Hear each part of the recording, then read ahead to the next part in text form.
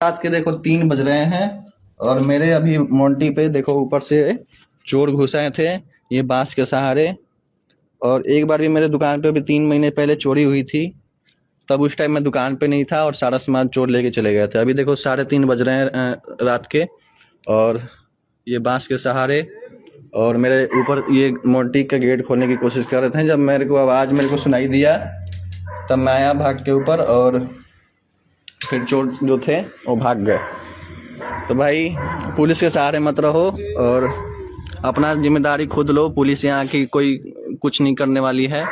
अगर मैं यहाँ पे नहीं सोया होता तो आज फिर से मेरा चोरी हो गया होता।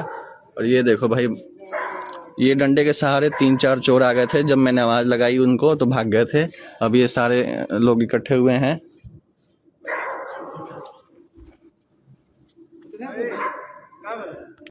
क्या नाम है आपका?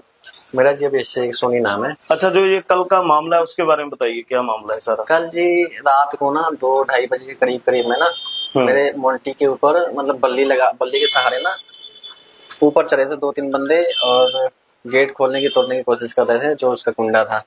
फिर मैं अंदर ही सो रहा था, 1 महीने से अंदर ही सो रहा हूँ। फिर मेरे को ना आवाज आई, अजीब सी आवाज आई थी बजने की, कुछ लक्कर की, और लक्कर के सहारे ही ना उन्होंने कुंडा सा बना रखा था खोलने के लिए। फिर मैं ऊपर गया ना, फिर मैंने देखा 3-4 बंदे जो है ना खोलने की कोशिश कर रहे थे। फिर मैंने आवाज लगाई जोरों से, काफी चिल्लाने लग गया था मैं।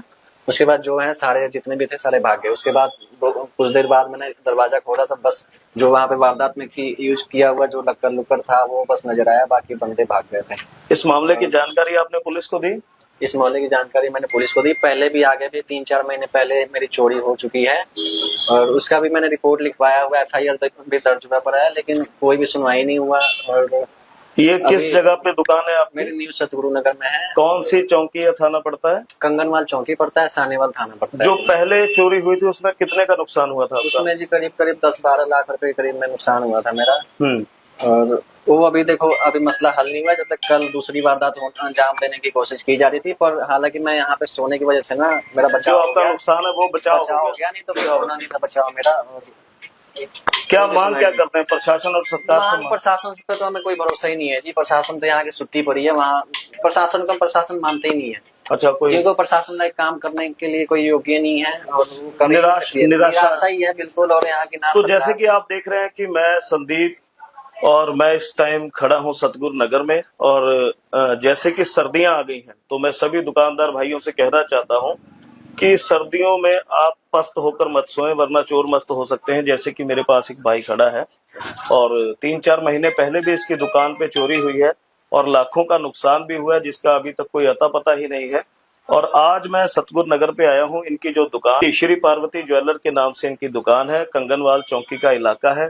बगल में बांस बल्ली जिसे हम कह सकते हैं उसके जरिए जो कि चोर मोंटी पे आया है और उसने दरवाजा तोड़कर अंदर लूटपाट करने की कोशिश की। गनीमत ये रही कि जो दुकान का मालिक है वो यहाँ सो रहा था। उसे जब आवाज आई उसको लगा कि भी हाँ कोई दुकान में है, तो उसने जब हल्ला किया तो अगल बगल के लोग इकट्ठे हो गए और जो कि चोर है यहाँ से भाग गया। तो मैं यहाँ प्रशासन से भी कहना चाहता हूँ कि लोगों में, मेरे जो हल्का दक्षिणी के अंदर क्षेत्र में आते इलाके हैं, लोगों में निराशा है और सरकार से भी निवेदन करता हूँ कि यहाँ के लोगों की सार ली जाए, क्योंकि जैसे सर्दियां बढ़ गई हैं, इलाका घना है और ये दुकानदारों में निराशा पाई जा रही है, क्योंकि चोर बिल्कुल मस्त हुए घूम रहे हैं और इन लोगों को कोई प्रशासन से उम्मीद नजर नहीं आ रही। मैं वीडियो बनाने का मेरे यही मकसद है कि लोगों तक संदेश पहुंचे, क्योंकि बड़ी मेहनत से किसी रोजगार को खड़ा किया जाता है और ये चोर मिनट में उसको तहस नहस करके लूट कर ले जाते हैं। सो मेरे वीडियो बनाने का मकसद यही है और मैं इस बात की सरकार से, प्रशासन से अपील करता हूं कि लोगों की समस्या पे थोड़ी सी गंभीरता दिखाई जाए। धन्यवाद, नमस्कार।